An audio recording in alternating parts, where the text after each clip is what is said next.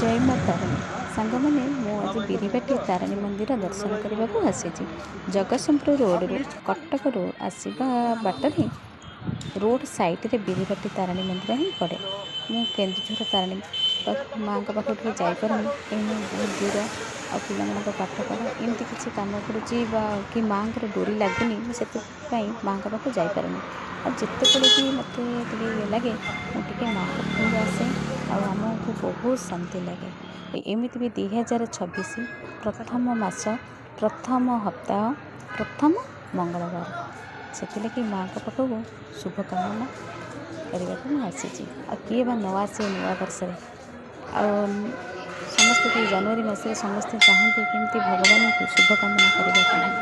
मुझे माँ पाखक आसी मो परिवार को माँ पण तकानी घंट उड़े रखी था मो पिला सबुथ साहु शरीर आरोग्य रखु पिला सब विपद रक्षा करूँ माँ। 2026 मो पिला मो परिवार शुभमय हो मंगलमय हो ये मोर कामना और विश्ववासी समस्त कल्याण हो ये माँ पाखे मोर प्रार्थना। माँ पाखे दीप जानी और माँ को जिते बड़े भी जो मुहूर्त मुझे डाकी सुख दुखर साथी होती माँ आ जी जा माँ पाखक से जाने से जगटी केते शांतिपूर्ण लगे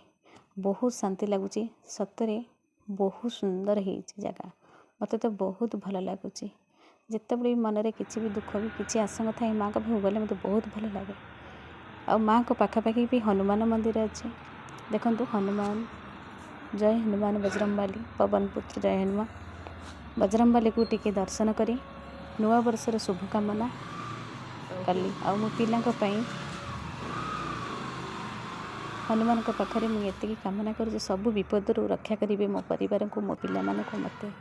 देखु ये कामना करी टिके मो भिडियो बुलेली चारिपाख जगह कहीं मत बहुत सुंदर लगुए बहुत भल स्पेस टिके भिडियो बुले तापर परी देख परी भी बुलूची शिव मंदिर भी पाखापाखि थिले कि मो शिव मंदिर टे पकई पारनी भिडियो पूजा करदेली सांगे सांगे जाकि पाखापाखि शनि मंदिर थिले